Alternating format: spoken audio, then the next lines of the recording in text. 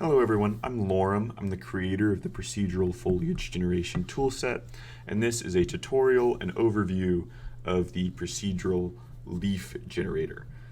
It is built entirely using geometry nodes in Blender, and today I'm going to give you a short tutorial on how to use it, an overview of how it works, and some ideas I have going forward. And I would love to hear y'all's feedback on this. So this tool is great for generating performance friendly leaves. So let's go ahead and get started with the tutorial. To begin with, I'm going to hide the leaf that we've already got there, and then we can generate any new geometry. Doesn't matter what it is. We can go ahead and add a geometry nodes modifier, and then set that modifier to be leaf gen 2. And then here is our default leaf. As you can see, it's very simple and low poly.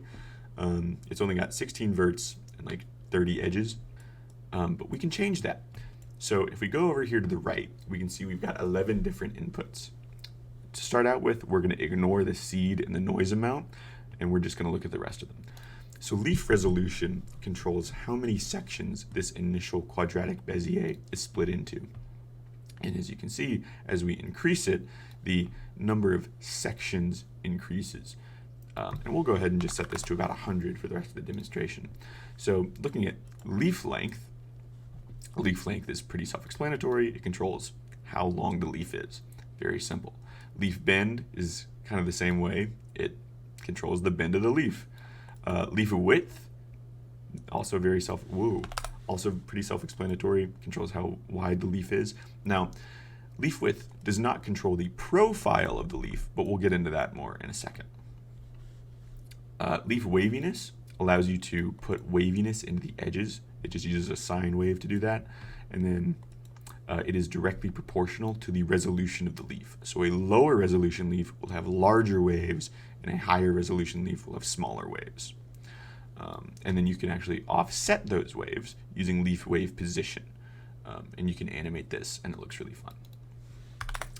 Moving on, we've got leaf thickness. Leaf thickness just controls how thick the leaf is. As you can see, we've got some thickness coming out here, and it looks decent.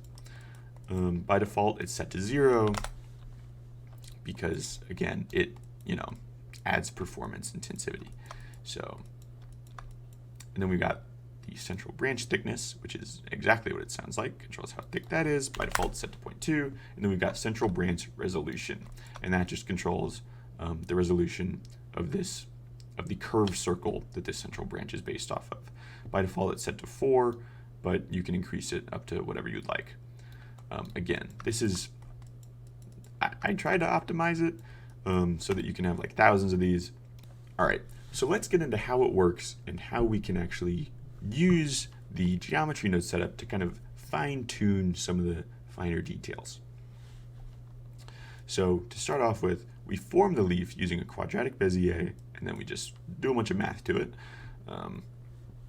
But the important thing here is that we can control the actual way that it bends through the use of this float curve. So if you want it to bend not much except for at the very top, we can do that. Or if we want it to bend, not much at all, or if we want it to bend a lot down at the bottom, you can do that.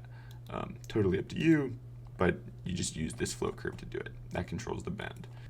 Right below the bend, we have another float curve that controls the actual profile of the leaf. And it also controls kind of the stem, right? Because if we don't want to have a stem, we can just increase that. And if we do, then we can decrease it. And we can also control, how far the stem, we can also control how far the stem is. So let's go back to like that. And let's say that we want our leaf to look different, right? We want like a heart-shaped leaf. We can do that, just by kind of playing around with this. We can create a wide variety of leaves, and it allows for quite a lot of control over the final product.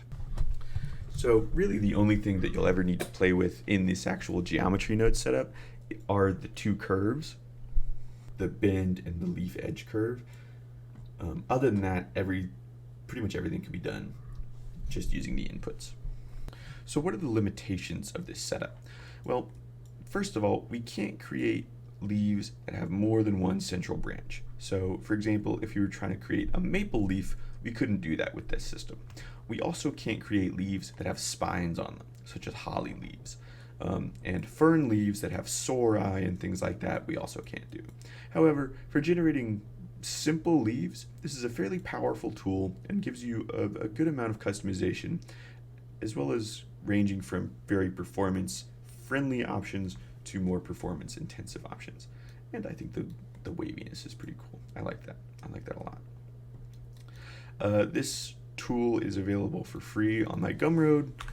Please let me know what improvements you would like to see. It also comes with a very simple shader setup, but it allows for transparency, which is pretty cool, at least I think. So give it a shot. Let me know what you think. If you create anything cool with it, feel free to send it my way. I would love to see it. And let me know what improvements you think I could make. I would love to know. Thank you very much.